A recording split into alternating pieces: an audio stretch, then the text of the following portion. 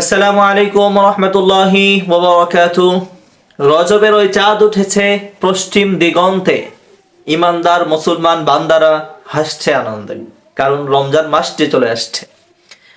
আল্লাহ রাসূল সাল্লাল্লাহু আলাইহি ওয়াসাল্লামের প্রিয় সাহাবী আনাস রাদিয়াল্লাহু আনহু থেকে বর্ণিত, তিনি বলেন, কানা রাসূলুল্লাহ সাল্লাল্লাহু আলাইহি ওয়াসাল্লাম ইযা দাখালা রজব قال اللهم بارك لنا في رجب وشعبان وبلغنا رمضان।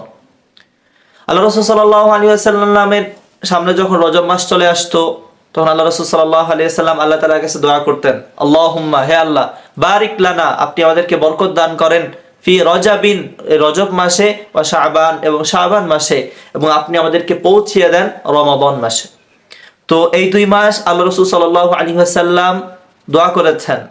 এই দোয়াটা আমরা সকলেই করব রমাদানের প্রস্তুতি স্বরূপ। দোয়াটা মুখস্থ করে নিই আমরা সবাই। আল্লাহুম্মা বারিক লানা ফি রজাবিন ওয়া শাবান ওয়া বাল্লিগনা রমাদান। এটা স্ক্রিনে দিয়ে রাখবো ইনশাআল্লাহ।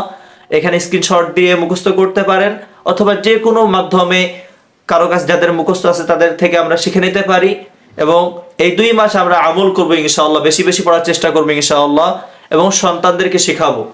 সুস্থ থাকেন, ভালো থাকেন, পরিবারের সাথে থাকেন। রমাদানে যেন আমরা সকলেই রমাদানের প্রস্তুতি নিতে পারি, রোজা রাখতে পারি, ভালো থাকি। আসসালামু আলাইকুম ওয়া রাহমাতুল্লাহি ওয়া বারাকাতুহু।